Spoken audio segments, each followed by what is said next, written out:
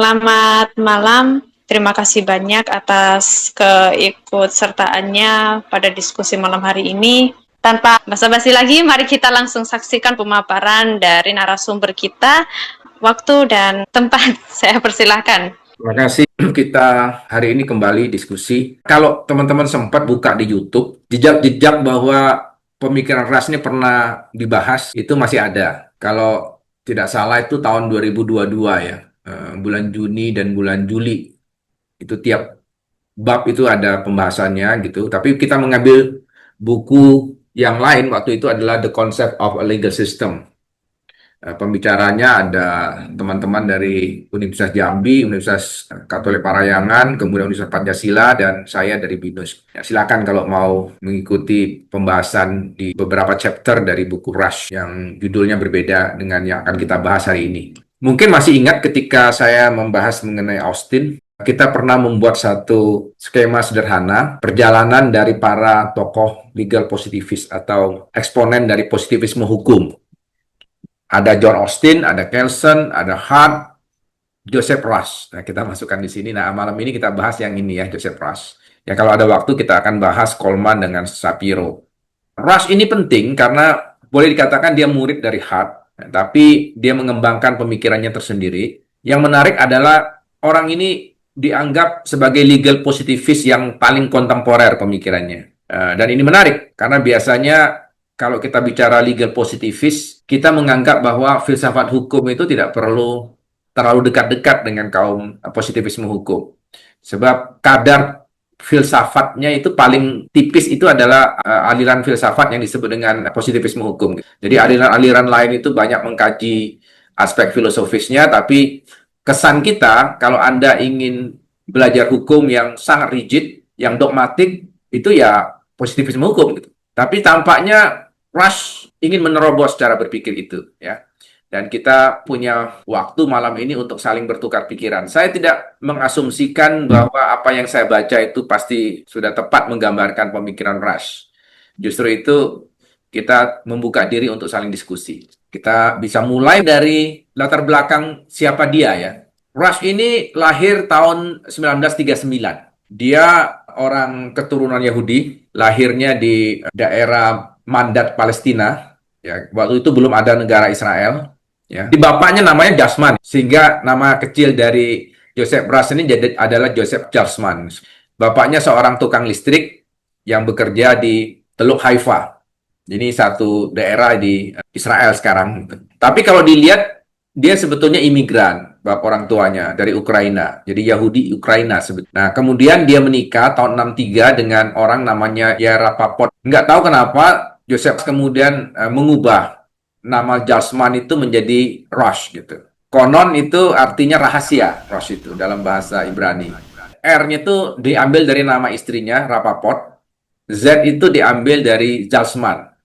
Jadi dia menggabungkan nama istrinya dengan nama dia, akhirnya menjadi nama keluarga dia yang baru.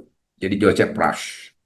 Rush itu ya mungkin artinya secret gitu ya dalam bahasa Ibrani. Kira-kira begitu ya. Tapi nanti kita tahu dia berpisah juga dengan istrinya. Padahal nama istrinya udah diambil sebagai nama keluarga dia ya.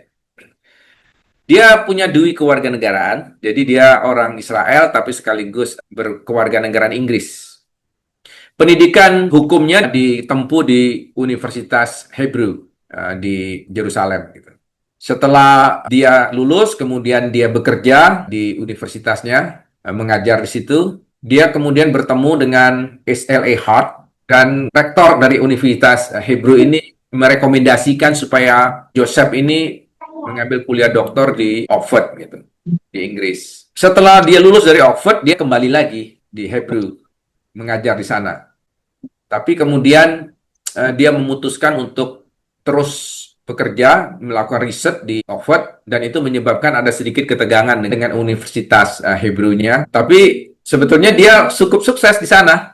Dia menjadi salah satu mentee ya dari Hart yang penting di situ. Sehingga pikiran-pikiran dia justru berkembang ketika dia di Oxford itu gitu. Dia kemudian menulis banyak buku selama dia bekerja di Inggris. Termasuk juga buku-bukunya kemudian menjadi bacaan banyak orang.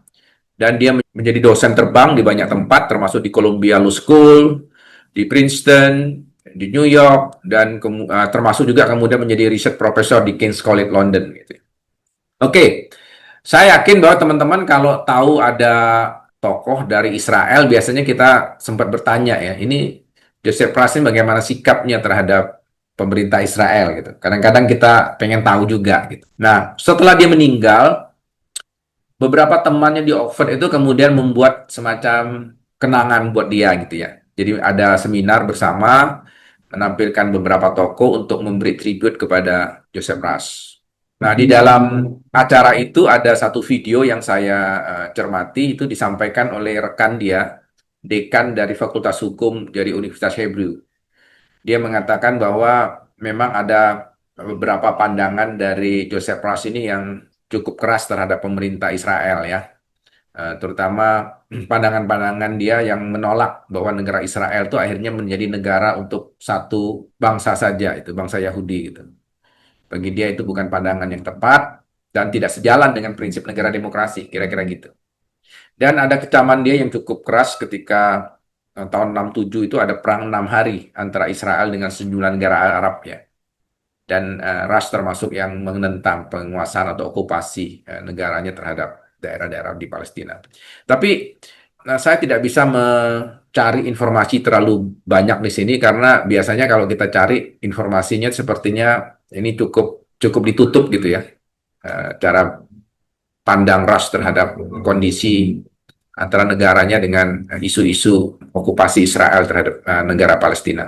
Ini sekedar untuk memberi tambahan catatan kecil saja buat teman-teman ya. Kita akan masuk ke pemikiran Ras sekarang ya.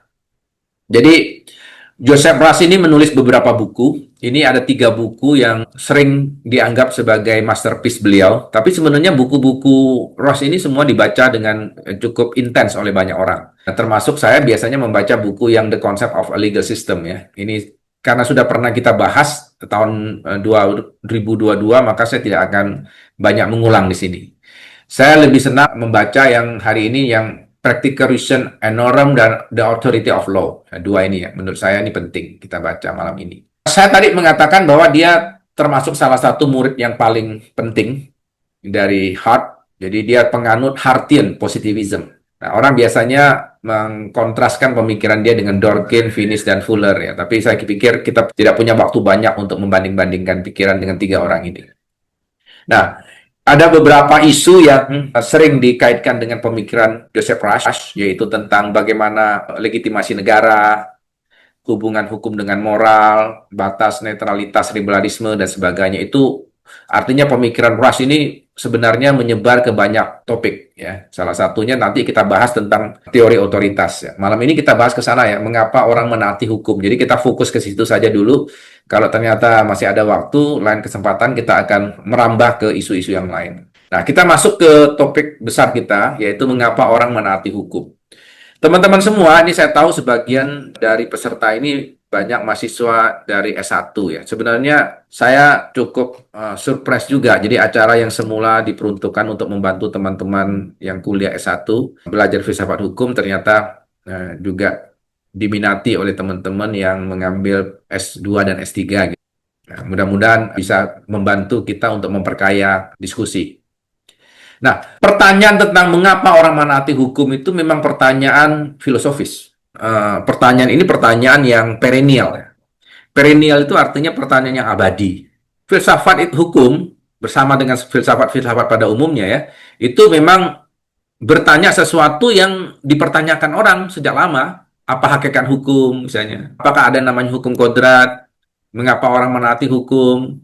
Apa itu hak? Apa itu keadilan dan sebagainya? Itu pertanyaan-pertanyaan yang perennial, yang abadi ditanyakan orang. Dan jawabannya itu selalu ada pembaharuan. Jadi ada refleksi kembali terhadap apa yang sudah dijawab orang sebelumnya dan kemudian orang menambahkan dengan hasil refleksi yang baru gitu. Nah, ini yang dilakukan oleh Joseph Ras terhadap pertanyaan yang sebenarnya pertanyaan klasik yang mengapa orang menaati hukum. Nah, biasanya orang akan menjawab tentang mengapa orang menaati hukum itu dengan mengajukan teori-teori kedaulatan yang klasik. Nah, teori kedaulatan itu banyak sekali, teman-teman. Ada kedaulatan Tuhan. Jadi orang menaati hukum ya karena menganggap hukum itu berasal dari kehendak Tuhan. Dan Tuhan itu adalah kekuatan supranatural ya. Kalau kita merasa punya moralitas beragama, kita umumnya tidak terlalu sulit untuk menerima ini gitu. Tapi biasanya ini juga sering disalahgunakan. Mengapa? Karena kalau kita mengatakan menaati hukum itu karena Tuhan yang menghendakinya, orang akan bertanya, dari mana kita bisa tahu itu kehendak Tuhan? Kalau kita hanya sekedar mengandalkan kitab suci, bisa jadi kitab suci itu multitafsir juga. Ada banyak mazhab, ada banyak perbedaan tafsir, dan itu bisa jadi tidak cukup mampu untuk kita damaikan gitu, tafsir-tafsir itu. Ya. Ada yang mengatakan enggak, itu kedaulatan raja. Biasanya raja juga seringkali meneruskan lagi, saya juga dapat dari Tuhan gitu. Jadi raja itu memerintah karena ya kodratnya jadi anak raja kan biasa begitu ya. Raja itu kan turun-temurun gitu. Kenapa dia bisa lahir dari rahim seorang permaisuri? Ya karena Tuhan yang menghendaki kan. Jadi dia terpilih, orang terpilih gitu. Nah ini tokonya banyak ya, ada Bodrang, ada Hobbes, ada Austin, itu termasuk yang kita kelompokkan teori kedaulatan raja gitu. Walaupun kita tahu Austin itu karena tinggal di Inggris ya kemungkinan ya karena itu ya dia menganggap Raja Inggris atau Ratu Inggris itu yang punya legitimasi untuk memerintah dan membuat hukum. Sementara kalau kedaulatan Tuhan itu biasanya tokoh-tokoh yang sangat kaitannya dengan agama, misalnya Thomas Aquinas, Santo Agustinus, Al-Ghazali kalau dalam dunia Islam ya, itu kita kenal ya, ada sebagai penganut teori kedaulatan Tuhan. Ada yang kedaulatan rakyat, ada Rousseau, ada Abraham Lincoln ya. Ini kalau kita bahas akan panjang ya. Ada teori kedaulatan negara, teori kedaulatan hukum, teori kedaulatan konstitusi. Bahkan yang lebih kontemporer misalnya kaum realisme hukum berpendapat ada teori kedaulatan fakta sosial atau teori kedaulatan sosiologis. Itu ada.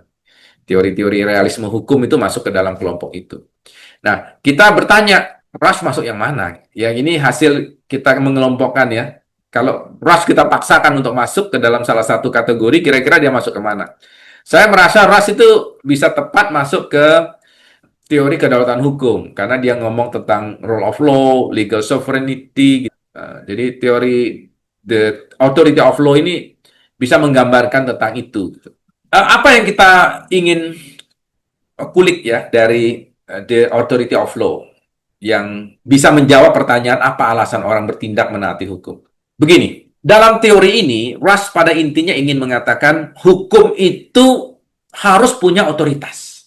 Otoritas itu ya punya kewenangan artinya, punya wewenang. Gimana caranya hukum itu punya otoritas? Hukum punya otoritas kalau hukum itu mampu membantu kita ini yang menjadi sasaran sebagai subjek hukum, sebagai norma adresat, sebagai target dari keberlakuan hukum. Kita ini harus dibantu oleh hukum untuk mengambil keputusan. Karena kadang-kadang kita berhadapan dengan situasi konkret, kita tahan apa enggak ya? Tiba-tiba pajak naik misalnya. Kita harus ikut apa enggak ya?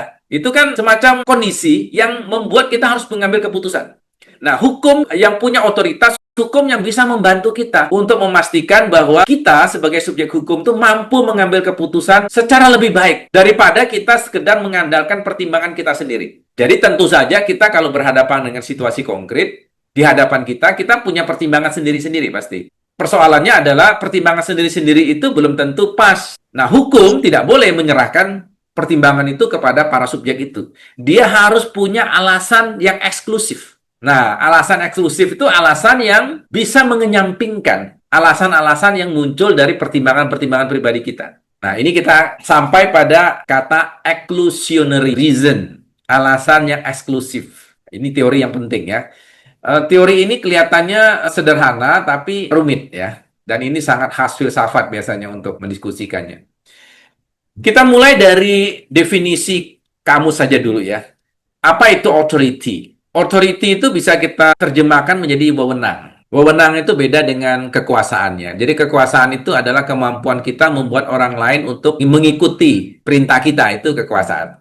Jadi kalau hukum itu dia sebenarnya tidak bicara kekuasaan, dia bicara kewenangan. Kewenangan itu berarti ada legitimasi yang dilekatkan pada kekuasaan itu. Ada semacam pengakuan kita bahwa yang memberi kita perintah itu kekuasaan yang kita akui, bukan kekuasaan yang datang dari pihak yang tidak punya dasar untuk memberi kekuasaan itu. Perampok itu punya kekuasaan untuk memaksa kita untuk menyerahkan uang, kan? Tapi dia tidak punya kewenangan sebetulnya. Nah, jadi, wewenang itu adalah kekuasaan yang legitimate, intinya itu. Nah, Rush berpendapat hukum selalu mengklaim punya otoritas. Jadi ini uniknya. Hukum itu pasti punya klaim bahwa dia punya otoritas. Dia selalu melabelkan dirinya itu punya wewenang untuk memerintahkan orang berbuat mengikuti maunya dia. Nah, atas dasar pemikiran yang inti itu, kita masuk ke 3 proposisi penting dari teori otoritas hukum Rush ini. Proposisi itu premis ya, teman-teman ya. Coba hati-hati ya, kita pelan-pelan saja ya. Pertama, menurut Rush, hukum memberikan exclusionary reason atau preemptive reason, yaitu alasan tingkat kedua. Nanti kita akan bahas ada tingkat 1, tingkat 2 ya. Jadi ada alasan tingkat 2 itu merupakan alasan yang exclusionary, alasan yang eksklusif, yang menyingkirkan sebagian alasan lain dari deliberasi praktis kita. Nah, ini susahnya bahasa filsafat itu begitu. Jadi deliberasi praktis itu maksudnya kita kalau menghadapi situasi konkret, kita membuat pertimbangan-pertimbangan, kita lihat mana yang menurut kita lebih kuat, mana yang lebih lemah, itu kan deliberasi namanya ya. Kita membuat semacam pertimbangan-pertimbangan. Nah, otoritas hukum yang sahih bukan karena dipaksa. Dia bukan memberi paksaan. Dia sahih karena kemampuannya menyediakan alasan normatif yang konten independen. Konten independen itu menunjukkan bahwa otoritas hukum yang sahih itu dengan alasan normatifnya itu memang datang dari hukum itu sendiri. Bukan datang dari moral misalnya. Kita tahu ya kalau Rush ini masih termasuk kategori legal positivist kan. Nah, salah satu ciri dari legal positivis atau positivisme hukum itu, dia harus memisahkan hukum dengan moral. Itu yang penting. Nah, itu yang disebut dengan konten independen. Jadi isinya itu independen. Dia tidak tergantung dengan moral. Itu yang proposisi kedua ya. Proposisi ketiga, kalau kita melihat dari sudut kita sebagai warga, bukan dari sudut si pembentuk hukum ya. Keberlakuan hukum sebagai otoritas akan menciptakan alasan untuk bertindak. Reason for action. Jadi exclusionary reason itu akan melahirkan ujung-ujungnya reason for action. Gara-gara ada alasannya eksklusif, itulah kita punya alasan untuk bertindak. Bertindak apa? Bertindak menaati hukum. Itu kira-kira. Dan itu sama sekali bukan karena aspek moralitas. Tapi karena kita menganggap hukum itu memang valid, memang sahih, karena dia mampu menyediakan alasan normatif. Nah, teman-teman, nanti kita ambilkan contoh ya, yang simpel-simpel saja supaya bisa menjelaskan kita apa itu alasan tingkat kedua, apa itu yang disebut dengan exclusionary reason-nya, lalu reason for action-nya. Kita akan gunakan nanti contoh-contoh yang simpel-simpel saja. Mari kita bahas ya tentang exclusionary reason atau preemptive reason itu. Jadi teman-teman ya, orang yang belajar filsafat hukum biasanya kan ingin mencari hakikat. Cara mencari hakikat itu memang melakukan eksklusi atau exclusionary. Nah, saya coba memikirkan apa ya gambaran yang paling sederhana untuk menjelaskan tentang apa itu exclusion gitu. Nah, kira-kira kayak gini. Jadi ada orang yang ingin mencari sesuatu di dalam tong ini, tapi tongnya sudah dipenuhi oleh banyak benda kan. Nah, tidak ada cara lain kan, dia harus buang satu-satu kan. Dia singkirkan, dia singkirkan, dia singkirkan, dia singkirkan supaya ketemu. Misalnya katakanlah ini pengandaian saja ya. Yang dicari itu uang yang ini ya. Ini uang tidak ada di uang kita, ini 1 juta ya. Ya, 1 juta rupiah gitu. Ada di dalam sini.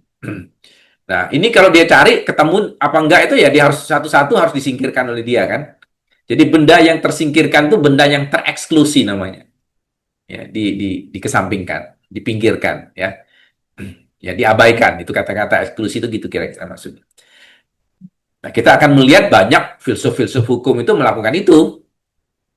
Misalnya Kelsen, kita tahu ya dengan pure norm theory of law. Teori yang murni tentang hukum. Yang murni itu ya kan dia dimurnikan hukum itu. Maksudnya dikeluarkan yang bukan hukum, unsur-unsur yang bukan hukum dikeluarkan gitu ya. Disingkirkan, akhirnya ketemu yang hakikinya hukum itu apa gitu. Banyak tokoh seperti Immanuel Kant juga melakukan itu ya, tapi dengan akhirnya ketemu imperatif kategoris misalnya. Hak misalnya juga ketemu ya dengan turismenya misalnya. Walaupun kita bisa mengatakan mungkin fokusnya tidak ke sana, tapi intinya eksklusi itu dilakukan orang ya. Nah, kita coba jelaskan ya. Apa itu konsep otoritas itu ya? Saya ingin lebih memperdalam itu. Hukum memberikan exclusionary, yaitu alasan tingkat kedua, yang menyingkirkan sebagian alasan lain dari deliberasi praktis kita. Itu tadi kan di proposisi pertama kita ya. Misalnya saya ambil contoh kasus begini. Ada seorang pengendara melihat ada lampu merah. Sebenarnya dia sadar kalau lampu ini menandakan dia harus berhenti. Nah, kita coba saja menggunakan cara berpikir Rush ya. Bagi Rush ada dua alasan, ada dua jenis alasan ya, untuk mengambil tindakan. Alasan yang pertama disebut first order reason. Nah, ini biasanya alasan untuk langsung bertindak. Tapi kita kadang-kadang kalau belajar hukum tidak cukup hanya first order reason. Kalau first order reason kan orang awam melakukan itu ya. Ngelihat kiri kanan ada polisi nggak, misalnya gitu. Jalannya lagi sepi apa enggak. Seperti itu kan yang kita lakukan sehari-hari. Nah, tapi kalau kita berpikir model Rush sebagai seorang filsuf hukum ya, dia harus mengatakan kita menaati hukum jangan karena first order reason. Kita harus masuk ke second order reason-nya atau second order exclusionary reason. Nah, yang ini adalah kita tadi melakukan eksklusi, kita buang alasan-alasan di first order itu sampai nanti kita ketemu adalah apa alasan untuk tidak bertindak berdasarkan alasan lain yang tertentu. Reason not to act on other reasons. Bisa nggak? Saya tidak bisa tidak menaati hukum karena memang saya tidak punya alasan lain untuk tidak menaati hukum itu. Nah, kira-kira gitu. Coba, misalnya jalan kosong, mau buru-buru, merasa aman karena nggak ada polisi. Itu kan alasan-alasan yang kita sampaikan sebagai pertimbangan-pertimbangan di first order reason kan. Itu yang sering kita lakukan sebagai orang awam. Hukum tidak boleh begitu. Kata Rush, jangan pakai alasan kayak gitu. Nggak boleh ada alasan kayak gitu. Rush tidak akan mentoleransi kita untuk menaati atau tidak menaati hukum hanya gara-gara punya alasan kayak gitu. Nah, untuk itu harus ada alasan tentang alasan. Nah, gitu. Keren kan? Jadi meta alasan. Alasan tentang alasannya. Itu yang disebut dengan second order reason-nya. Nah, untuk bisa melakukan itu, dia harus menyingkirkan tadi, membuang alasan-alasan itu. Dia harus menyingkirkan alasan lain. Nah, pertanyaannya, kalau begitu, Rush seperti menyingkirkan pertimbangan pribadi dong. Seolah-olah kalau kita berhadapan dengan hukum, kita tidak boleh tercetus sama sekali ada alasan pribadi, pertimbangan yang pribadi. Nah, Rush mengatakan, enggak, bukan itu. Saya tidak bilang, kata Rush, bahwa saya harus menghilangkan alasan pribadi. Enggak. Jadi hukum bisa saja menyingkirkan alasan-alasan tertentu yang relevan, tapi bukan mengeliminasi total rasionalitas pribadi. Hanya melakukan pembatasan deliberasi pada konteks tertentu. Misalnya alasan-alasan lain yang masih tetap ada itu apa? Misalnya ya karena darurat medis. Di dalam mobil itu ada orang yang butuh cepat dibantu untuk bawa ke rumah sakit misalnya. Bisa saja. Untuk keperluan analisis, saya mencoba menyederhanakan cara berpikir Joseph Rush ini dengan membuat langkah-langkah. Tapi perlu diperhatikan di dalam buku Joseph Rush tidak pernah ada penjelasan tentang langkah-langkah ini. Jadi langkah-langkah ini hanya sekedar untuk keperluan analisis ya. Kita masuk ke langkah 1 gini. Kita kadang-kadang sebagai orang awam itu menghadapi alasan ketika berhadapan dengan hukum itu alasan yang campur aduk begitu. Untuk itu kita perlu melakukan langkah pertama adalah mengidentifikasi alasan-alasan yang relevan itu.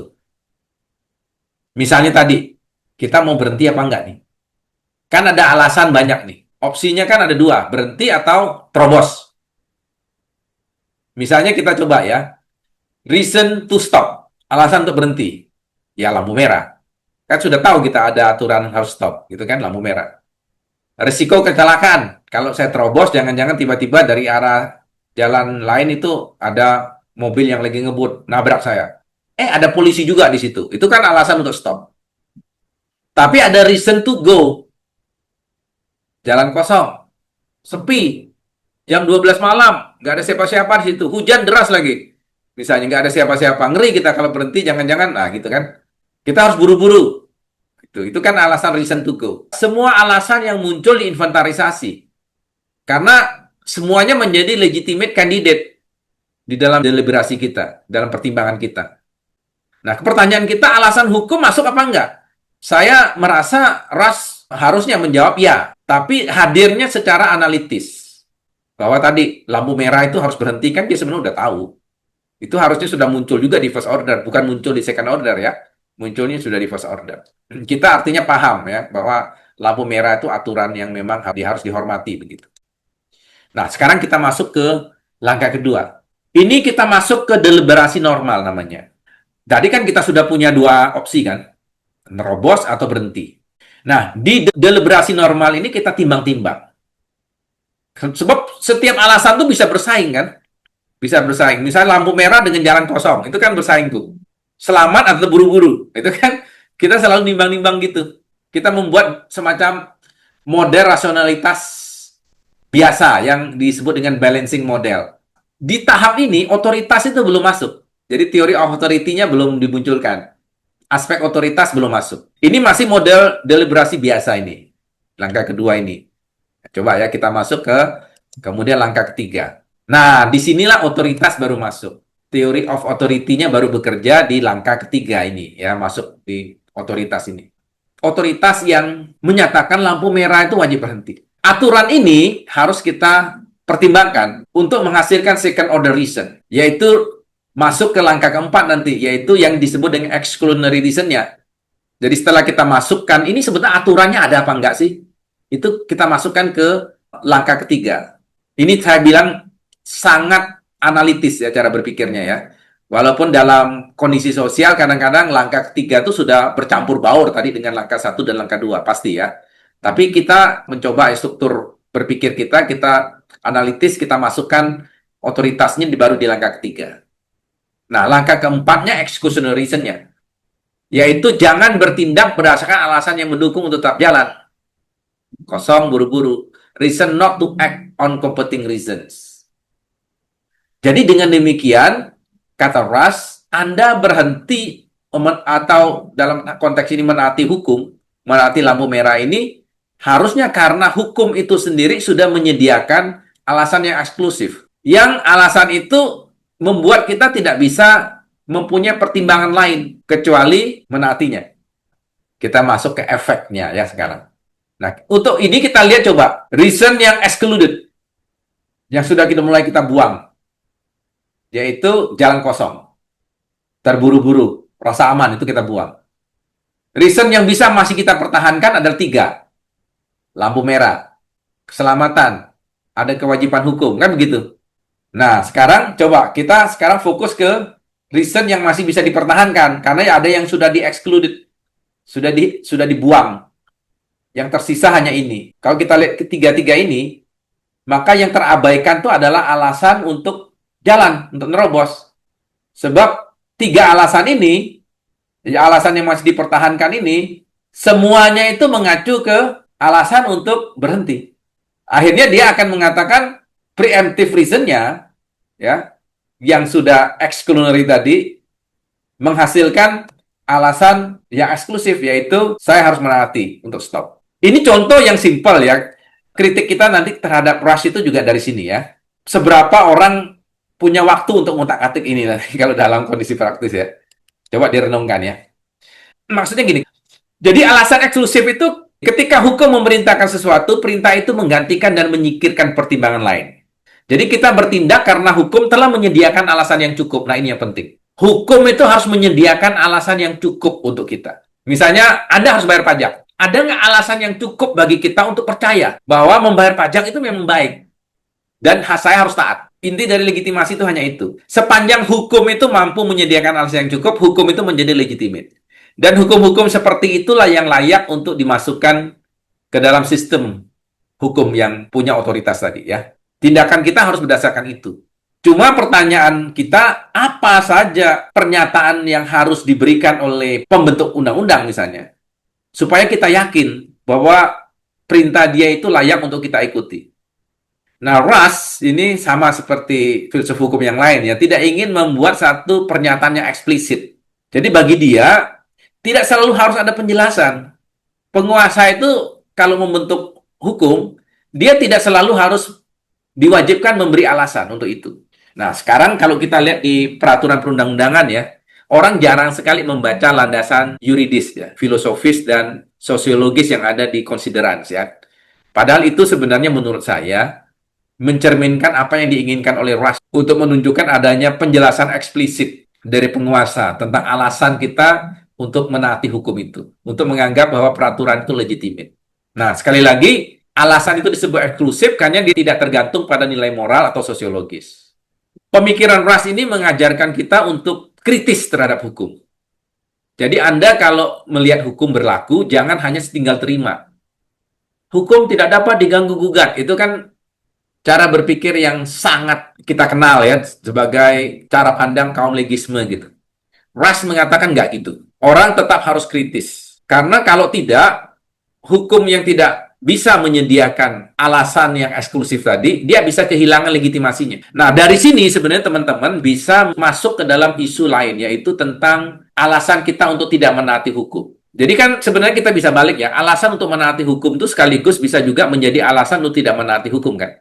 Kalau kita tidak ketemu exclusionary reason-nya, kita bisa menjadikan itu alasan untuk melakukan disobedience, alasan untuk tidak menaati hukum. Kita bisa bawa pembahasan kita ke arah sana. Karena teori ini adalah teori tentang otoritas hukum, maka Rush tidak menyebut tentang otoritas individu. Jadi kita menaati hukum itu bukan karena otoritas individu kita, tapi karena otoritas hukum. Jadi sifatnya itu eksternal dari diri kita ya. Dia ada di wilayah eksternal. Nah, ini kan beda. Kalau Immanuel Kant itu ada di wilayah internal kan. Imperatif kategoris. Kita menaati hukum misalnya gitu ya, atau menaati moral gitu, etika dan sebagainya, ya itu karena kewajiban kita untuk melakukan itu secara moral universal gitu. Kalau Rush tidak, Rush bukan ke sana larinya. Makanya dia konten independen tadi. Tadi saya mengatakan bahwa Rush ini seorang mentee dari H.L.A. Hart ya. Ini makanya di dalam flyer saya taruh wajah Hart di belakang Joseph Rush gitu. Kita coba ya, ini hipotetis dari kita ya. Seandainya mereka berdua duduk di pinggir jalan melihat ada mobil ambulan masang lampu, tapi kok tidak pasang sirene, misalnya tidak ada sirenenya. Kalau sirene dipasang kan udah pasti dia boleh menerobos kan. Nggak ada masalah kalau sudah mulai nerobos. Jadi justru persoalannya muncul karena dia tidak pasang sirene. Tapi ini mobil ambulan ini. Nah, mobil ambulan ini gimana? Bisa nggak nerobos? Ini kan sama kayak tadi nih pertanyaannya. Nah, sekarang kita lihat kalau kita pakai Hart seperti apa, kalau kita pakai Joseph Rush seperti apa ya. Nah, kita mulai dari Hart ya. Kalau Hart menghadapi situasi kayak gitu, dia akan ngomong begini. Saya akan tanya dulu ke Hart, sebetulnya ada norma primer apa enggak yang ngatur tentang itu? Jadi dia lari ke tadi ya, primary rules dengan secondary rules. Kita tahu kan, Hart kan salah satu kontribusinya kan itu ya. Jadi sebenarnya ada nggak norma perilaku yang mengatakan bahwa kendaraan ambulan dalam situasi apapun dia boleh menerobos lampu merah misalnya. Atau pengendara lain wajib memberi prioritas bagi ambulan. Itu primary rules artinya. Ada nggak ketentuan kayak gitu? Kalau ada, ini kalau ada ya, diukur lagi. Aturan kayak gitu valid nggak secara rule of recognition? Teman-teman yang mungkin tidak paham ini bisa menyimak video kita ya ketika kita membahas mengenai teori Hart ya. Itu ada aturan primer, ada aturan sekunder. Aturan primer itu aturan perilaku, mengatur tentang orang dalam kondisi tertentu wajib melakukan atau tidak melakukan sesuatu atau diizinkan atau diberi dispensasi ya, untuk melakukan satu perilaku tertentu atau tidak melakukan satu perilaku tertentu. Itu namanya aturan primer. Misalnya larangan mencuri ya yang ada di dalam Kitab Undang-Undang Hukum Pidana, larangan menipu, itu semuanya pasti primer semua karena dalam kondisi tertentu yang disebutkan di dalam unsur-unsurnya kita dilarang, diancam untuk dipidana kalau kita melakukan tindakan mencuri atau menipu misalnya. Itu aturan primer. Tetapi tentu saja ada banyak aturan sekundernya yang menjelaskan aturan primer itu. Misalnya definisi apa yang dimaksud dengan barang siapa itu misalnya, atau setiap orang itu apa. Itu kan tidak bisa kita lari ke aturan primer kan, kita harus kita harus cari definisinya apa. Nah, definisi itu termasuk aturan sekundernya. Tidak hanya itu ya, tapi juga misalnya tentang rekognisi. Rekognisi, rule of recognition itu aturan sekunder. Nah, itu justru penting dilihat kata Hart. Kenapa? Karena rule of recognition itulah yang menentukan rule itu valid tidak, sah tidak sebagai hukum. Nah, nanti dia akan cek ya. Misalnya ini valid nih karena dibuat oleh penguasa, ditempatkan di lembaran negara, gitu ya. Lalu ada didukung oleh asas hukum tertentu, misalnya itu menunjukkan dia ada rule of recognition yang bisa mengatakan bahwa aturan itu sah. Anda tidak perlu ragukan, dia sah sebagai hukum. Nah, itu rule of recognition berarti.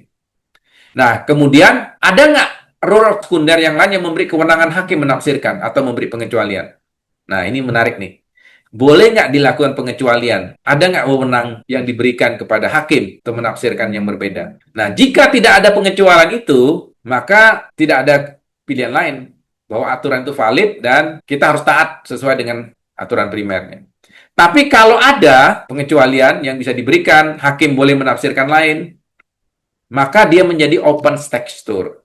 Ya, masuk ke open texture, menjadi penumbral case kasusnya, menjadi kompleks, menjadi hard cases kasus itu. Jadi kalau begitu hard cases itu kalau dalam pikiran hard adalah ketika suatu norma, ya kalau hard barangkali tidak menyebut norma, lebih banyak menyebut rules ya. Ketika legal rules itu memungkinkan kita untuk melakukan penyimpangan gitu ya. Itu dia sudah menjadi penumbra. Nah, di posisi itulah hakim menggunakan diskresinya untuk menimbang-nimbang. Menariknya, HAT memberi kemungkinan pertimbangan moral bisa masuk. Nah, ini yang membedakan dia secara sangat frontal dengan Rush. Kalau Rush tidak boleh ada pertimbangan moral untuk masuk. Pertimbangan harus murni pertimbangan hukum. Makanya HAT ini bisa digolongkan sebagai penganut positivisme hukum yang inklusif. Beda dengan Rush. Rush itu yang eksklusif. Kira-kira begitu kalau kita melihat HAT ya, cara membaca HAT. Teman-teman mungkin akan bosan ya dengar ini karena ini sangat analitis ya cara berpikirnya ya. Sekarang kita lari ke Rush gitu. Rush ini filsuf yang teoritik analitik ya. Jadi analytical jurisprudence ala Rush gitu. Nah, fokus utama Rush beda dengan Hart tadi. Dia lebih ke norma yang beralasan tadi, practical reason of norm. Jadi pertanyaan dia adalah apakah norma hukum itu berfungsi sebagai alasan otoritatif bagi hakim dan warga pada umumnya. Coba kita lihat. Yang dimaksud dengan norma oleh Ras itu adalah harus berasal dari pemegang otoritas ya. Jadi tidak boleh misalnya di sini berdiri Pak Oga gitu, terus Pak Oganya membiarkan orang untuk lewat. Di Indonesia kan banyak dilakukan itu ya. Dari sejak awal kita sudah tahu kalau di Indonesia itu susah pakai teori Ras ini karena pemegang otoritas kadang-kadang nggak bekerja. Justru yang non otoritas yang bekerja gitu. Itu yang repot ya. Jadi sejak awal sudah tidak ada sebenarnya alasan untuk menaati kalau dalam pandangan ras ya terhadap kondisi seperti itu ya. Karena normanya memang tidak berasal dari pemegang otoritas. Kita kadang-kadang berhenti gara-gara ada pantat dari seseorang pasang badan di depan mobil kita gitu. Supaya kita tidak berhenti dan ada mobil yang di arah sebaliknya bisa lewat dan orang itu kasih uang ke dia gitu. Itu kan aneh itu di mata ras kalau ada hukum kayak gitu ya. Jadi dia harus bertanya, apakah ada alasan bagi saya untuk tidak menaatinya? Jika tak ada alasan untuk tidak menaati, maka berarti suatu norma itu alasan yang eksklusif. Jadi kita lihat dia mencoba untuk berpikir semacam menggunakan teori residu gitu. Sehingga jika tak ada alasan untuk tidak menaati, ya saya harus taat. Itulah yang sebenarnya exclusionary itu. Nah, mungkin kita bertanya nih, bagaimana kalau lampunya itu menyala warna hijau misalnya? Kita sering ya ketemu ada di persimpangan itu lampu yang tidak rasional sebetulnya ininya diatur. Lampu hijau tapi hanya 4 detik menyala. Saya pernah bertemu dengan Romo Fran Magni Suseno ya. Saya ingat di Semarang waktu itu karena sama-sama menunggu pesawat. Kami satu pesawat waktu itu karena sama-sama menjadi pembicara di satu seminar ya. Saya diskusilah kami tentang otoritas hukum. Nah, saya bertanya, mungkin nggak hukum yang tidak rasional itu bisa kita langgar? Nah, Pak Magni Suseno waktu itu memberi contoh yang terjadi sehari-hari yang dia hadapi. Jadi dari arah percetakan negara, dia sering mengajar ke arah Salemba ya. Waktu itu masih pakai motor Vespa-nya ya. Dan dia mengatakan di situ ada lampu tanda lalu lintas yang menyalanya hanya 4 detik. Dan menurut Fran Magnis, saya selalu terabas lampu itu. Kalau kita secara hipotetis ya, pertanyaan ini nggak kita ajukan ke Ras pasti ya, tapi hipotetis kira-kira Ras menjawab seperti apa? Bagi saya Ras akan bilang kalau hukum itu sah dan punya otoritas. Karena memang kan fasilitas dan tanda-tanda itu dibuat oleh penguasa ya. Tapi kata dia, aturan lampu itu jadi tidak masuk akal, maka kita juga bisa menilai bahwa otoritasnya akan kehilangan legitimasi. Nah, coba, menarik ini. Dia membedakan antara otoritas dan legitimasi. Otoritas yang punya exclusionary reason, yang punya alasan yang eksklusif, itu punya legitimasi. Semakin dia tidak masuk akal tadi, tidak rasional untuk kita ikuti, makin melemah legitimasinya. Dan kalau dia sampai pada titik tertentu, ya dia kehilangan legitimasi. Dan pada saat itulah saya kira, Ras harusnya sepakat bahwa hukum seperti itu tidak lagi mempunyai alasan untuk kita taati. Ini menjadi menarik kita untuk menimbang-nimbang ya, seberapa kita bisa mengkritisi hukum positif yang berlaku ya, yang dikeluarkan oleh negara. Jadi intinya negara itu atau pemerintah tidak boleh sewenang-wenang, semau-maunya bikin aturan. Karena bisa jadi dia akan melemah legitimasinya dan akhirnya dia kehilangan otoritasnya. Apakah setiap aturan hukum selalu berhasil menampilkan alasan eksklusif? Ada kemungkinan tidak, kata Ras. Ya, tadi saya sudah katakan, ada saja ada kemungkinan bahwa daya eksklusifnya itu akan melemah. Daya eksklusif melemah itu sama dengan daya legitimasinya melemah ya. Nah, tetapi hakim tidak selalu perlu menciptakan hukum baru untuk mengatasi ini. Bisa jadi mengidentifikasi batas normatif saja dan menyerahkannya kepada lembaga-lembaga lain mungkin untuk menambal ya kelemahan itu. Misalnya lembaga eksekutif atau dengan diskresi yang dibuat oleh pejabat bisa diatasi. Jadi intinya dia ingin memisahkan juga supaya tidak muncul yang namanya judicial activism ya. Itu yang dikhawatirkan oleh Joseph Ras. Oke, saya sebenarnya bisa masuk ke sistem hukum yang dibahas oleh Ras, tapi kita bisa akhiri dengan sedikit catatan atau kritik kita ya terhadap Ras ini. Pertama, saya mengatakan teori Ras ini memang menawarkan alternatif bagi penganut positivisme hukum. Jadi kalau teman-teman penganut positivisme hukum, teori Ras ini semacam kolam penyejuk kita ya, untuk tidak dituduh terlalu berpikir rigid begitu, formalistis. Kita kalau membaca Ras, kita seperti punya alasan untuk percaya bahwa positivisme hukum itu tidak perlu harus kehilangan aspek normatif hukumnya yang konten independen tadi ketika dia memberi jawaban terhadap kenapa orang harus menaati hukum. Ras menawarkan cara melihat hukum tidak dengan cara keluar dari sisi normatif atau lari ke normativitas transenden seperti Kant, ya seperti Immanuel Kant, melainkan justru membawanya ke normativitas kontekstual, yaitu bagaimana seharusnya orang bertindak menaati hukum dalam situasi konkret. Nah, saya kira hal ini sejalan dengan kebutuhan dogmatika hukum sebagai ilmu praktis. Berikutnya, ini kritik kita ya. Ras ini bisa jadi kita anggap ya terlalu rumit cara berpikirnya bagi orang-orang yang senang hal-hal yang pragmatis gitu. Kita menghadapi status konkret, kita nggak punya waktu mengidentifikasi ya, membuat reduksi gitu, sehingga muncul residunya nanti, oh ini alasannya hanya ini nih. Kalau gitu hukumnya ini valid kan, itu hanya dilakukan oleh teoretisi di atas meja begitu. Tetapi ya itu bagus, paling tidak sebagai seorang filsuf, Ras menawarkan cara seperti itu. Ya. Saya kira itu dulu. Saya masih punya banyak slide sebetulnya di belakang ini, tapi kalau ada pertanyaan kita bisa beri waktu bagi teman-teman untuk merefleksikan. Silakan. Baik, terima kasih banyak Prof. Siddhartha atas pemaparannya yang sangat menarik, dan tadi juga ada sisi menarik dari pemikiran Joseph Ras, terutama ketika kalau kita mendaratkan di Indonesia itu jadi sesuatu yang unik dan kompleks ya Prof. Kalau boleh untuk sebagai pembuka diskusi mungkin ya Prof. Sebenarnya pemikiran Joseph Ras ini kan di setiap pemikiran pasti dia punya keterbatasan keberlakuannya gitu ya Prof ya. Misalnya kalau dari Joseph Ras tadi, kalau kita terapkan di Indonesia nampaknya agak-agak nggak kena gitu.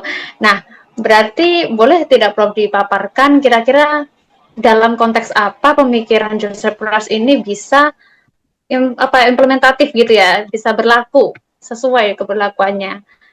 Boleh mungkin dijabarkan Prof. Selanjutnya akan saya buka nanti diskusi.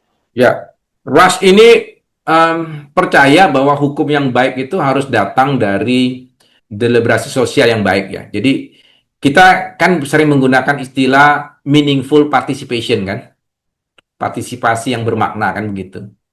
Tujuannya tidak lain supaya pembentuk hukum itu tidak membuat hukum semata-mata hanya menampung kepentingannya sendiri. Dengan cara demikian, maka hukum itu menjadi bisa diterima orang dengan akal sehat gitu. Legitimasinya ada. Orang itu punya alasan untuk menaati hukum karena percaya bahwa hukum itu memang baik untuk dia. Ini sebenarnya bukan konsep baru ya, karena para filsuf hukum sebelum Ras juga sudah ngomong hal kayak gitu. Misalnya kita ambil contoh dari Belanda itu kita kenal ada Paul Scholten ya. Paul Scholten itu punya 5 prinsip untuk hukum itu berlaku. Saya pikir ujung-ujungnya itu juga hukum itu, yaitu ketika kita bisa memilah mana yang baik, mana yang buruk. Pemisahan dari yang baik dan yang buruk gitu. Ya, dalam hukum Islam pun misalnya kita tahu ada pemilahan antara yang hak dengan yang batil, kan kira-kira gitu. Coba bisa bayangkan kalau kita ragu-ragu antara hak dengan yang batil. Itu hukumnya gagal kan? Nah, legitimasi dari negara sebenarnya dalam membuat hukum, jadi akhirnya muncul hukum yang berotoritas, itu kan pasti dia bisa mengedepankan yang hak. Itu kan di depan. Kita setelah tahu ada hukum yang berlaku, walaupun itu memberatkan kita tetap menganggap hukum itu legitimate. Itu yang saya maksud. Nah, kita sering melihat ada banyak sekali aturan atau kebijakan yang kadang-kadang nggak masuk akal. Tapi dipaksakan demi mungkin karena itu sudah jadi program yang dikampanyekan misalnya. Lama-lama dia kehilangan legitimasi loh, hukum kayak gitu. Jangan jangan bermain-main itu. Apalagi kalau ternyata pelaksanaannya penuh dengan penyimpangan misalnya. Ini hanya menjadi kolusi dari beberapa orang bermain di situ muter-muter gitu. Memberi semacam fasilitas yang bisa dinikmati oleh sekelompok orang. Dan ujung-ujungnya legitimasi dari pemerintahnya juga akan jatuh. Sebenarnya rasa ngomong itu sih. Bukan sesuatu yang baru, tapi kita sebagai orang hukum, kita kalau kerucutkan, kita akan menerima itu. Nah, intinya hukum itu harus dibuat dengan rasional, masuk akal, dan bisa dipertanggungjawabkan melalui deliberasi praktis kita. Jadi orang awam pun harusnya bisa menyimak hukum itu, oh ternyata baik nih hukum ini. Kan kita merasa bahwa kelemahan RAS ini, salah satunya adalah kesannya dia yang bisa melakukan exclusionary reason itu hanya orang-orang yang punya waktu aja ya kan? Kita-kita yang mikir di belakang meja, yang punya waktu ngerenung para akademisi gitu. Kalau gitu nggak ada gunanya teori ini, karena hukum itu kan bukan eksklusif hanya untuk sekelompok orang pinter. Yang hukum itu dibuat untuk orang yang average namanya. Kita kalau membuat peraturan nggak boleh terlalu sulit sehingga hanya orang pinter yang tahu, atau tidak tidak perlu juga terlalu sepele hanya untuk orang bodoh, nggak bisa. Dia harus diterapkan untuk orang yang average. Nah, yang average itu yang harusnya bisa melakukan pertimbangan-pertimbangan rasional yang tadi. Mudah-mudahan menjawab ya. Iya, Prof. Terima kasih banyak. Karena memang kalau kita scroll komen-komen di Instagram itu banyak warga WNI ini frustrasi dan merasa punya trust issue. Kepercayaan terhadap hukum tuh sudah lemah gitu, Prof. Karena memang penerapannya dalam sehari-hari kurang meyakinkan gitu ya. Ada Baik, pertanyaan? ini sudah banyak sekali pertanyaan di kolom chat akan saya bacakan. Pertama, ini Prof, izin bertanya dari Pak Andriawan SHMH. Pak Dr. Andriawan SHMH, izin bertanya, hukum dibuat oleh penguasa yang memiliki kewenangan. Namun bagaimana kalau penguasa yang membuat hukum itu justru melakukan pemelintiran hukum untuk kepentingan pribadi atau sekelompok orang? Bukankah jika fenomena tersebut kerap terjadi, maka akan membuat masyarakat luas mulai bertanya-tanya, untuk apa kita menaati hukum jika penguasa yang membuat hukum justru kerap memelintir hukum? Bagaimana pandangan Rush bisa digunakan untuk mengkritisi fenomena tersebut? Mohon penjelasannya. Tadi sudah sedikit banyak di ini ya, Prof. Disinggung ya. Mungkin ada tambahan, Prof? Ya sebenarnya dari segi situ, dari first order reason aja sudah gagal dia kan. Misalnya kalau first order reasonnya udah gagal, ngapain? kita teruskan ke second order reason-nya. Kalau rush kan harus sampai ke situ. Kita kalau baru pada timbang-timbang begini ya, jalanin apa enggak ya, jalanin apa enggak ya, jalanin apa enggak ya. Gitu kan artinya teman-teman masih punya sekian alasan untuk taat, sekian alasan untuk tidak taat kan. Alasan untuk taat itu tidak boleh karena takut pada sanksi ya, pada ancaman. Itu tidak masuk dalam kategori rush. Bukan, bukan itu. Ini bedanya dengan Austin. Kalau Austin kan kesannya takut pada sanksi, itu sepertinya merupakan sesuatu yang inherent, tidak boleh tidak ada dalam hukum. Kalau Rush menghilangkan itu. Dia mengatakan alasan untuk takut tuh jangan dijadikan sebagai alasan yang rasional dalam hukum. Itu tidak otoritatif, tidak legitimate. Sebab yang exclusionary-nya nggak boleh itu. Exclusionary-nya itu harus tadi, saya tidak punya alasan untuk tidak taat karena memang itulah satu-satunya alasan saya untuk taat. Nah, satu-satunya alasan untuk taat itu kan harus alasan yang paling masuk akal kan. Yang legitimate, pengertian legitimate itu harus perennial ya sebetulnya, abadi atau legitimate-nya gitu. Karena kalau legitimate-nya hanya gara-gara ada oknum di belakangnya, itu kehilangan, itunya dia menjadi kehilangan kan. Ketika oknumnya nggak ada, dia kita terabas kayak polisi itulah. Kita menaati lampu lalu lintas harusnya itu bukan karena gara-gara ada polisi ada di situ. Kalau gara-gara ada polisi di situ ya berarti kita tidak punya alasan yang eksklusif untuk itu. Itu bukan alasan yang dibenarkan menurut Ras. Baik untuk taat maupun tidak untuk taat, dua-duanya kayak gitu. Jadi kita kembali ke topik kita, alasan untuk menaati hukum itu harus kita eksklusifkan sehingga muncul satu alasan yang kita tidak punya alasan lain untuk menolaknya. Hanya itu alasan satu-satunya. Misalnya gitu. Tadi misalnya karena perintah itu memang untuk kebaikan umum misalnya. Misalnya gitu ya. Dan saya adalah bagian dari umum itu. Sehingga jika saya tidak menaati itu berarti saya mengkhianati misalnya kebaikan umum itu. Baik, Prof. Terima kasih. Selanjutnya, ini dari Mas Adi. Ada dua pertanyaan, Prof. Mungkin satu dulu ya. Apakah dasar pertimbangan rasio dalam bertindak untuk mematuhi hukum bisa diparalelkan dengan teori pilihan rasional? Ini mau dijawab dulu atau langsung lanjut yang pertanyaan kedua, Prof? Soalnya ini ada dua. Tadi apa? Apakah sama dengan pilihan Apakah rasional? iya, Ya, apakah iya dasar betul, harus rasional. Oh Makanya gitu ya, Prof? sebetulnya teorinya Rush ini teori yang mengajak kita untuk kritis terhadap cara kita berhukum kan. Dia belum masuk ke critical legal theory, tetapi dia masuk ke exclusive positivism. Makanya dia sebenarnya kalau kita gambarkan dengan urutan ya, dia masuk ke urutan yang agak kehilir sebetulnya cara berpikir Ras ini. Karena kontekstual. Berhukum secara kontekstual. Normatif tapi kontekstual, itu kan menarik.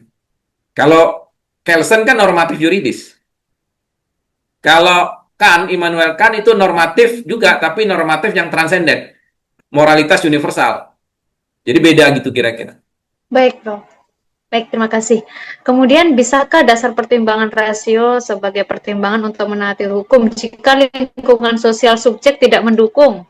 Misalnya lebih banyak memilih pertimbangan kepentingan praktis, keuntungan saat itu daripada taat pada hukum. Misalkan jalanan padat, orang yang taat hukum tidak lebih cepat menempuh perjalanan dibanding orang yang melanggar hukum. Orang yang bisa cepat menjadi kaya dengan cara-cara curang, tapi Ya. sanksinya lebih ringan daripada yang jujur.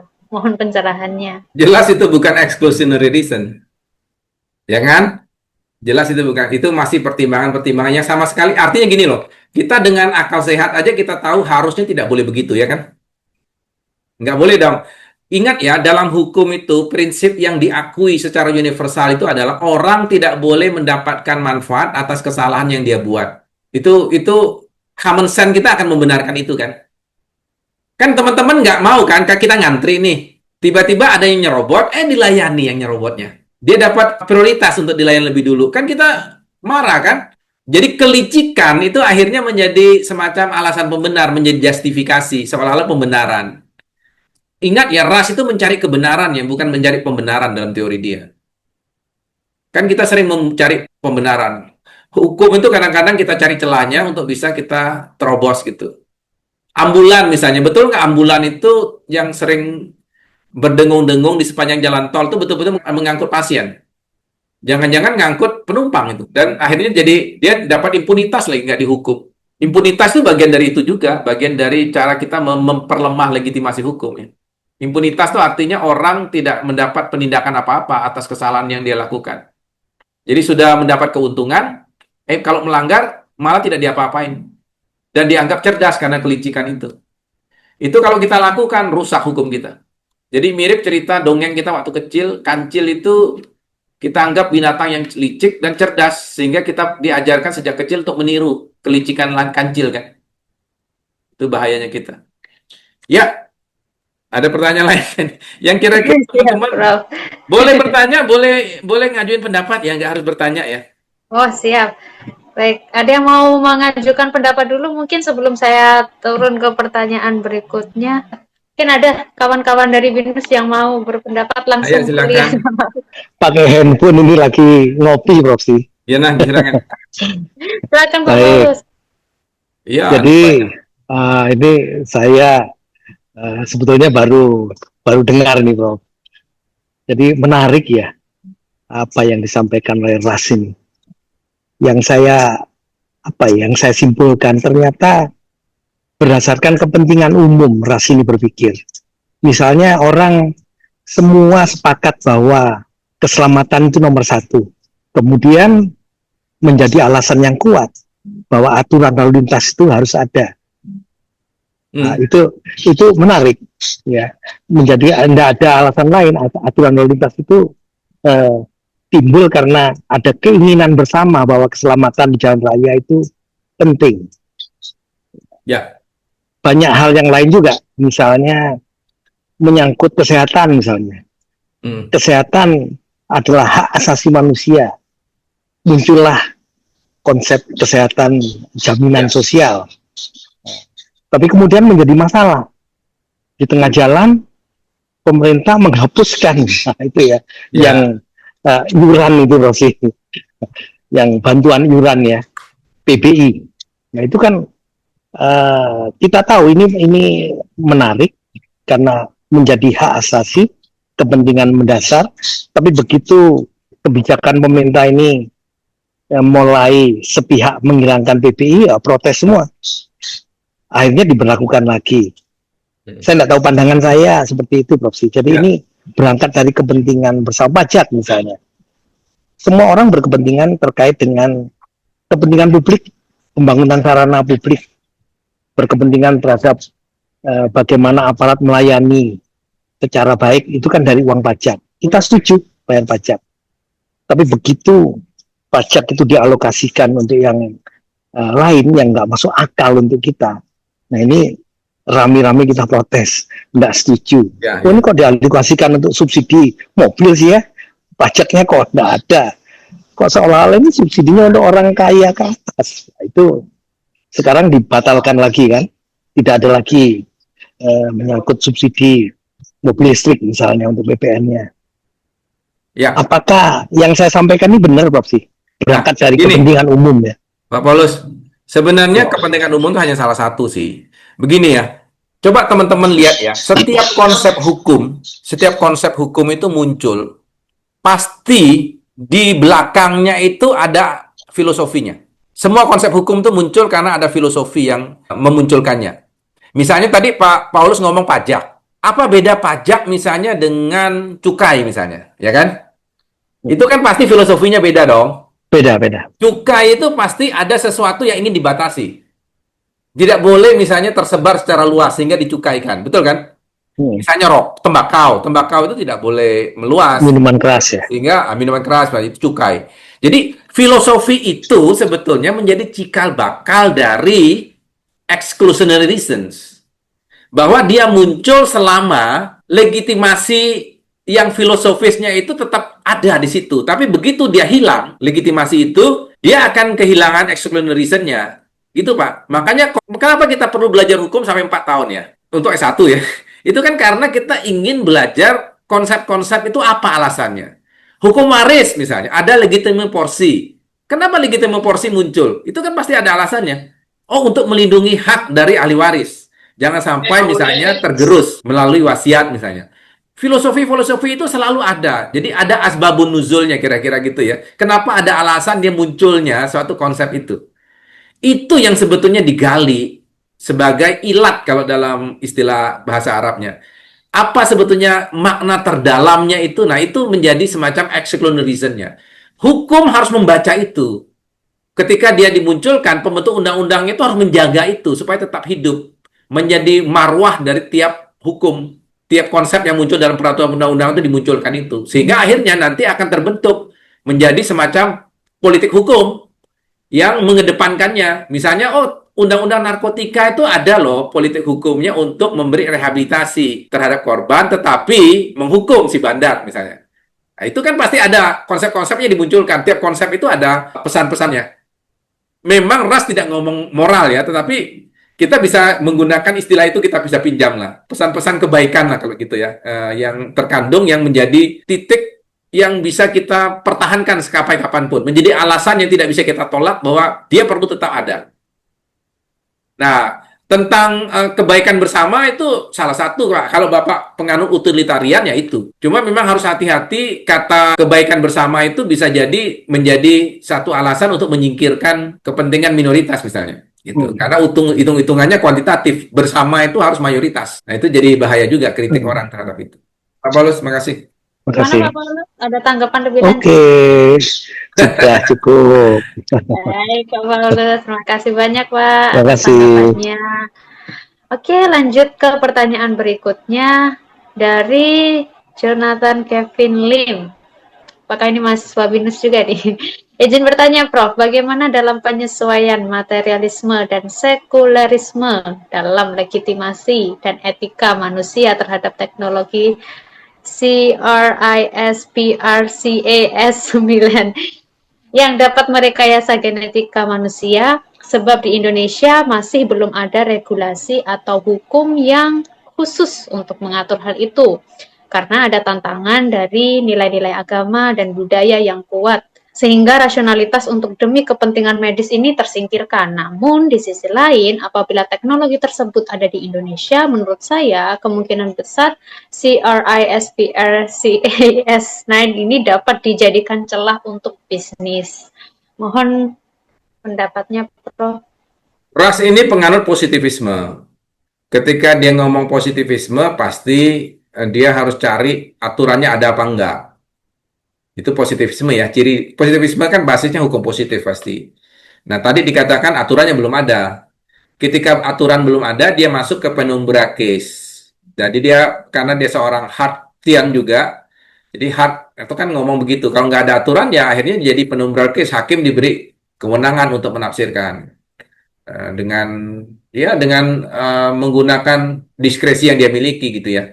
Simpel sih sebenarnya. Ras akan mengatakan itu kayaknya nggak masuk ke dalam analisis dia karena dia pasti sebagai seorang legal positivist dia akan masuk ke pertanyaan tentang ada tidak aturannya yang otoritatif yang sudah ada gitu. Ketika belum ada aturannya maka dia akan keluarkan dulu menjadi pertimbangan-pertimbangan yang bersifat non hukum akhirnya. Jadi pertimbangannya menjadi pertimbangan yang bukan pertimbangan legal kan. Ya diserahkan aja ke moral nggak apa-apa menjawab. Jadi diskusinya lebih ke moral kan. Tapi ketika kita ngomong diskusi moral, teori ras akan keluar dari itu. Karena ras ingin dia diskusinya menjadi konten yang independen. Maksudnya konten independen itu dia tidak boleh masuk alasan-alasan non hukum. Karena teori dia teori hukum bukan teori moral kira-kira begitu. Mungkin kita bisa ngomong ini dengan menggunakan kata-kata Immanuel Kant, saya kira bagus. Ya, Immanuel Kant itu akan lari ke deontologi dengan teleologis gitu. Larinya ke etika seperti itu sih. Jadi kalau etika deontologis itu nanti kita akan bertanya apakah secara moral ada nilai-nilai universal yang tidak bisa kita abaikan. Misalnya kayak tadi ternyata rekayasa genetika itu bertentangan dengan harkat kemanusiaan kita misalnya. Udah dengan demikian sudah tinggal kita turunkan aja bahwa apapun rekayasa yang melanggar harkat kemanusiaan harus kita tolak. Seperti itu. Tapi kalau kita menggunakan etika teleologis, nah kita akan menimbang-nimbang seberapa itu bermanfaat. Jadi sangat pragmatis kadang-kadang. Bermanfaat apa enggak itu menjadi tolak ukur kebenarannya atau pembenarannya gitu. Kalau dalam etika teleologis yang cenderung utilitarian itu ada dua, ada yang tindakan, ada yang aturan kan. Nah, kalau sudah tidak ada aturan kita lari ke utilitarian tindakan. Tapi nanti ujung-ujungnya pembenarannya pakai kuantitatif, kata Pak Paulus tadi. Seberapa banyak orang merasakan manfaat? Kalau ternyata yang merasa manfaat itu adalah para perusahaan-perusahaan yang bergerak di bidang itu saja, dan dia justru akhirnya mengontrol perilaku kita, ya misalnya dengan algoritma, dengan macam-macam gitu, kita akhirnya tidak, kita tergantung. Yang sering saya cerita itu ya, kita beli device itu bukan karena device-nya rusak kita beli lagi, tapi justru karena aplikasi di dalamnya udah tidak kompatibel lagi, misalnya terpaksa kita buang tong sampah, kita harus cari yang baru. Dan itu adalah permainan dari pasar kan yang mereka ciptakan. Nah, itu kan membuat kita jadi tergantung dengan dia, dependen akhirnya dengan mereka hanya gara-gara kita disetir perilaku kita. Itu tidak manusiawi kan. Mudah-mudahan menjawab ya, tapi kayaknya konteksnya mungkin bukan keras ya pertanyaan. Begitu, Mas Jonathan? Cukup jelas? Oke. Ini masih lanjut diskusi atau cukup, Prof? Karena pertanyaan masih ada beberapa, Prof. Ini 859 ya. Mungkin satu atau dua pertanyaan lagi nggak apa-apa. Atau yang mau open mic, ini banyak nih. Saya lihat ada... Oh iya, yang open mic dulu. Mungkin saya ada... macam-macam saya lihat ada Pak Suwarna tadi. Teman-teman kita yang menjadi penghuni setia di acara kita. Selamat malam, Prof. dan Kak Oh Demira. iya, Jonathan. Sebelum itu, perkenalkan nama saya Jonathan Kevin Lim. Saya baru menghadiri perdiskusian ini karena saya mendapatkan informasi dari kakak kelas saya yang saat ini di Jakarta, yaitu Kevin Adikaryo. Kita berdua itu berasal dari Jember. Untuk saat ini, saya bukan dari BINUS, melainkan saya di Universitas Jember dan masih baru semester 2. Oh iya, silakan. Nah, oleh karena itu tadi saya sempat menanyakan tentang teknologi CRISPR-Cas9 yang dapat merekayasa genetika. Mungkin memang di luar konteks dari perdiskusian Joseph Ras ini, karena saat ini saya sedang terkena dilema disebabkan saya sedang membuat paper untuk diseleksi di Universitas 11 Maret tentang hal tersebut. Oleh karena itu, Prof, saya juga ingin bertanya sekali lagi. Kalau semisal teknologi CRISPR-Cas9 rekayasa genetika ini dapat dijadikan celah bisnis oleh orang-orang untuk memonopoli tersebut, bukankah menurut saya ada tujuan positifnya, yaitu dari rekayasa genetika ini dapat membuat sumber daya manusia di Indonesia ini kualitasnya dapat lebih bagus. Karena kita masih dipandang karena literasinya sangat rendah. Bukankah dari rekayasa genetika itu membuat keturunan-keturunan ini lebih baik? Meskipun tantangan yang tadi saya sempat tanyakan pada nilai-nilai agama dan budaya yang kuat, itu yang membuat sangat sulit untuk diterima. Begitu, Prof. Ya, makasih. Jonathan, kita kadang-kadang bisa saja membuat semacam prediksi-prediksi kayak gitu ya. Kita bisa belajar dari rekayasa genetika yang lebih sederhana. Misalnya rekayasa genetika untuk varietas tanaman misalnya. Di Indonesia itu pernah ada kasus rekayasa untuk tanaman seperti kapas misalnya ya. Itu ada perusahaan Monsanto namanya. Itu pernah ada kasus dia membuat satu bibit baru. Sekilas bibit ini menjanjikan. Jadi kalau orang panennya cuma setahun beberapa kali, dia berkali-kali bisa panen. Tapi apa yang terjadi? Anda kalau beli dari dia, Anda harus juga beli pupuknya, beli pestisidanya, beli apalagi beli teknologinya, beli apapun dari dia. Dan kemudian itu kita tidak pernah duga dia cukup aman apa enggak. Karena ujung-ujungnya teknologi itu kadang-kadang hanya melihat tadi ukurannya sesaat. Tapi dampak setelah itu dia akan mengunci ke jalur distribusi, jalur supply dan sebagainya itu terkunci semua. Dan akhirnya petani-petani menjadi rugi. Karena justru yang pakai pupuk kandang dan sebagainya itu malah lebih sustain gitu dan lebih aman. Karena rekayasa itu bisa jadi aja gampang untuk masuk misalnya penyakit-penyakit yang berbahaya misalnya. Itu terjadi ya. Contoh misalnya kita menganggap, oh militer kita itu bisa nggak ya, kita ganti aja. Yang di tubuh tentara kita itu ada kelompok tentara yang khas misalnya. Manusianya jadi semacam manusia super. Itu kan sudah ada kan filmnya, film yang paling klasik itu kan kayak Robocop itu ceritanya gitu kan. Tapi ingat ya Robocop itu ujung-ujungnya yang membuat itu pasti punya teknologi untuk mengatasi itu kan. Jadi kalau saya punya teknologi untuk membuat rekayasa, saya sudah harus menyiapkan bagaimana skenario escape-nya. Kalau terjadi cacat atau apa terhadap itu. Dan itu hanya saya yang tahu. Bisa bayangkan kalau akhirnya orang tergantung pada saya. Saya bisa memerintahkan dia melakukan apa saja, tapi kepada saya dia takut. Karena apa? Karena saya lah yang punya kartu trufnya. Nah, itu berbahaya kalau itu dikendalikan oleh orang-orang yang tidak bertanggung jawab kan. Jadi, kita perlu hati-hati dengan pengaruh teknologi ini.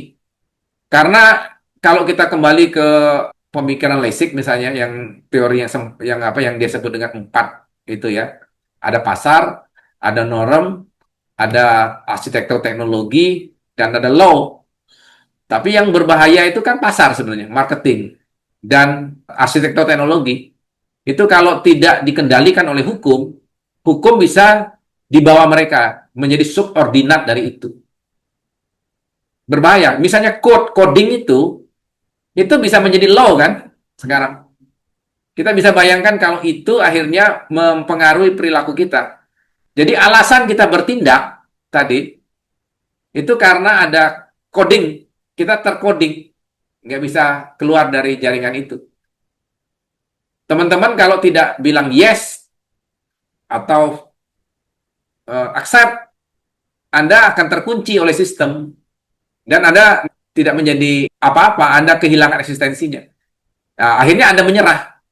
Padahal itu adalah rekayasa yang dibuat oleh arsitektur teknologi yang dikuasai oleh kelompok-kelompok yang tertentu ya, yang punya agenda-agenda komersial dan sebagainya, atau agenda politik dan sebagainya. Berbahaya sih, menurut saya kalau kita nggak hati-hati. Nggak tahu menjawab apa nggak, tapi itu hasil perenungan banyak orang ya tentang itu. Gitu Baik, ya, Prof. Pak. Terima kasih, Prof. Mohon izin Ya. bertanya.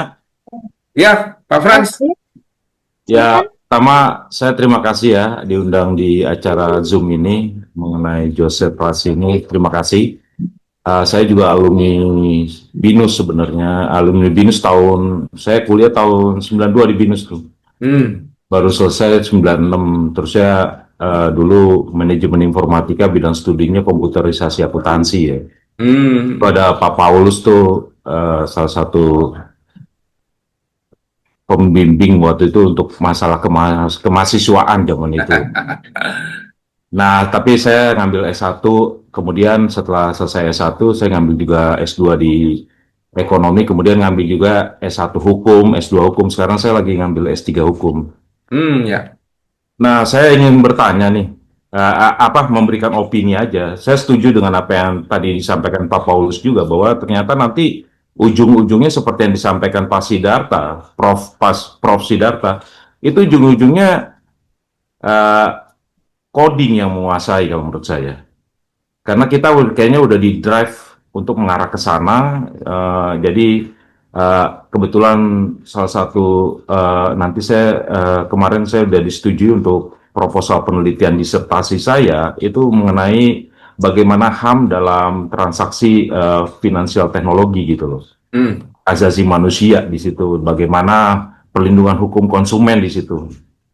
Ya kan? Nah, itu juga menjadi gambaran bahwa nanti teori-teori hukum itu sendiri yang disampaikan oleh Joseph Ras ini ada ketemu juga gitu loh. Jadi mengarah, kalau Joseph Ras itu kan yang saya gambar sedikit pelajari dikit-dikit itu kan dia agak sedikit tidak tolong dikoreksi Prof ya. Dia moral tuh kayaknya kurang ya. Ya, memang dia ingin keluar dari itu. Iya, nah ini justru cocok nih sama dia nih kayaknya tren sekarang kalau menurut saya ya. Seperti yang disampaikan Jonathan tadi, Pak Mas Jonathan itu ada benernya bahwa nanti trennya penguasaan ekonomi hukum itu di drive oleh penguasaan ekonomi dan teknologi. Itu aja sih arahnya ke sana karena sekarang tren juga arahnya ke sana. Ketakutan itu. Contoh yang sederhana ya, Prof ya. Ini nggak tahu ada hubungannya apa tidak. Kemarin kan rame ya, Prof. Tidak ada satu produk dia tidak menerima pembayaran tunai. Ya kan, karena diposting di media sosial, jadinya tiba-tiba, oke, sekarang dia produk itu menerima pembayaran tunai. Jadi kan secara undang-undang kan masih bersah itu uang kertas itu ya kan, uang logam itu. Tapi banyak tempat tidak terima tidak terima transaksi tunai gitu loh. Itu kan sama juga karena memang di drive ke arah sana supaya kita semua pembayaran secara digital supaya nanti hukum itu juga bisa diatur secara yang tadi disampaikan, jadi merubah karakter kita dan kebiasaan kita secara sehingga moralitas itu juga selama-lama berkurang tanpa kita sadari. Itu sih Prof, mohon koreksinya. Terima kasih Prof. Ya, ini menarik tuh. Jadi contoh Pak Fran itu simpel ya. Undang-undang menyatakan bahwa uang kita, uang rupiah itu tidak boleh ditolak sebagai alat bayar.